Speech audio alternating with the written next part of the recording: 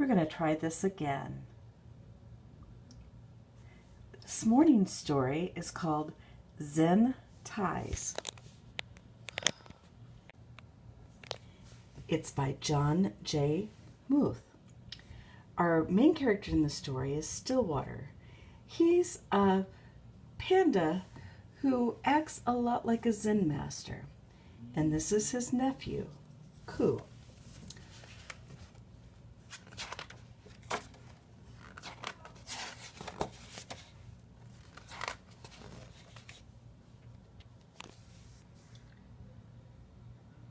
"Mom, there's a bear over there," said the little girl.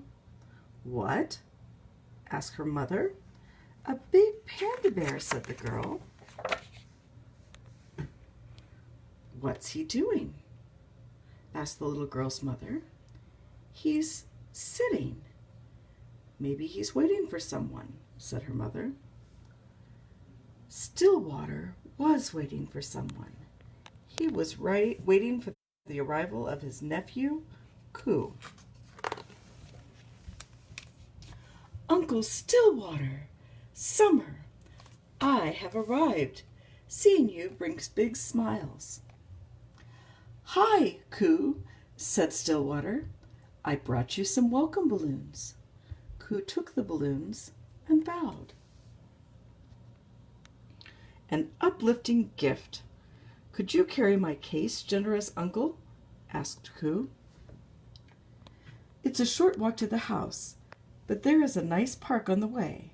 Let's stop there and have some tea," said Stillwater. Stillwater, Ku, and the balloons all sat quietly in the park. "The tea was very good. My cup holds emptiness now. Where shall I put it?" asked Ku.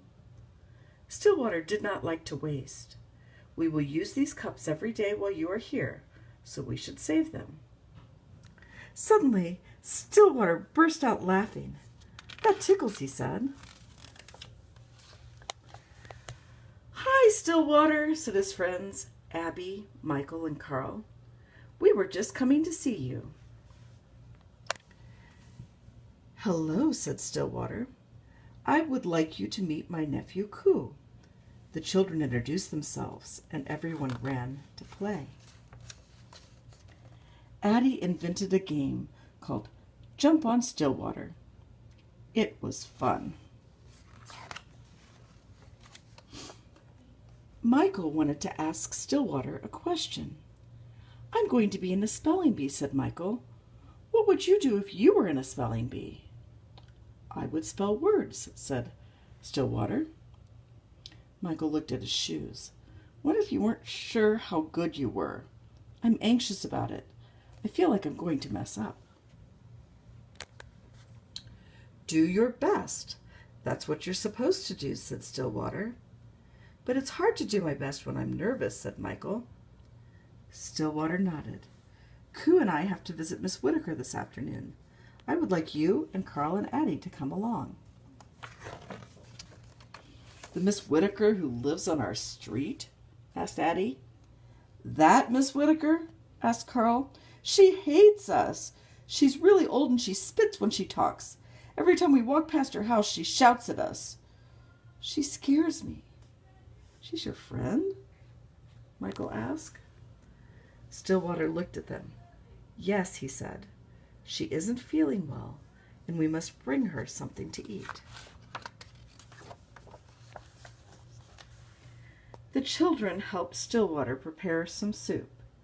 It smelled very good. Then they put it on a tray with some fresh bread. As they walked quickly down the street, Stillwater said, "Miss Whitaker is a good friend. You will see."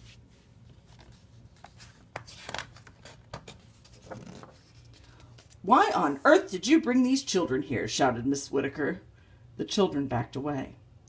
"Hello, Miss Whitaker," said Stillwater. "You look well today. We've brought you some nice soup." Carl looked at Miss Whitaker. She did not look well at all. She looked thin and she looked small. much smaller than she did when she stood on the porch yelling at them for throwing a ball in her yard. Stillwater helped Miss Whittaker up to bed.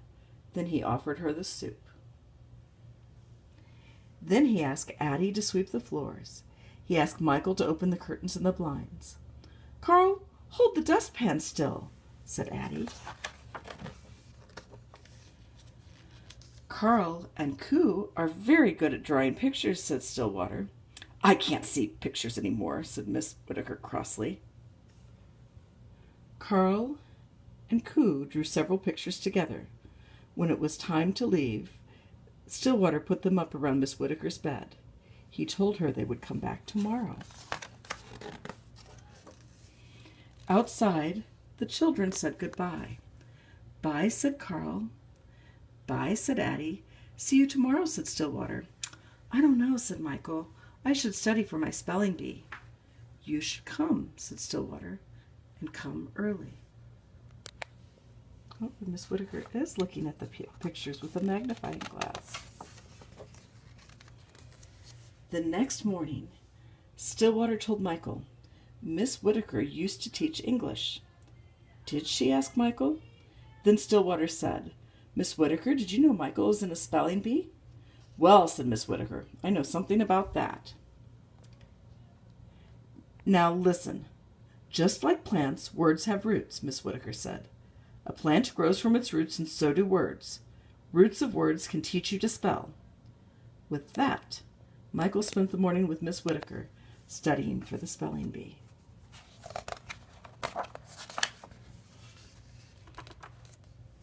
The next day, Stillwater found Coo looking up at the apple tree in Miss Whittaker's front yard.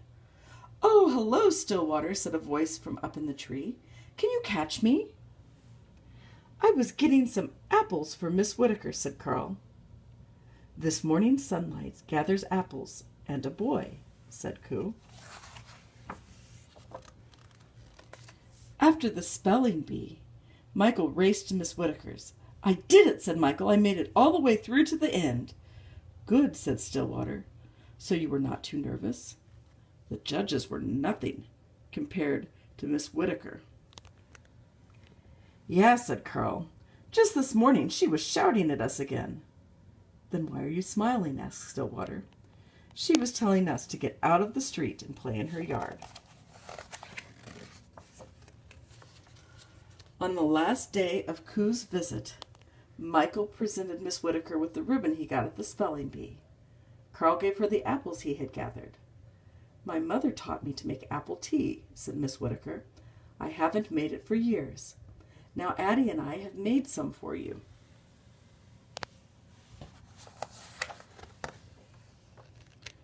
When it was time to say goodbye, Addie, Michael, and Carl gave Coo a big hug. "Summer fading. New friends' faces lighten the way home," said Coo. At the train station, Stillwater looked over at Coo.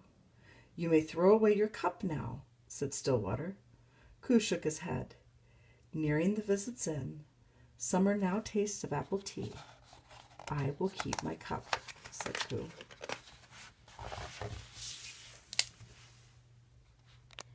Stillwater has taught his friends Addie, Michael, and Carl how to be a good friend and how to be a good neighbor.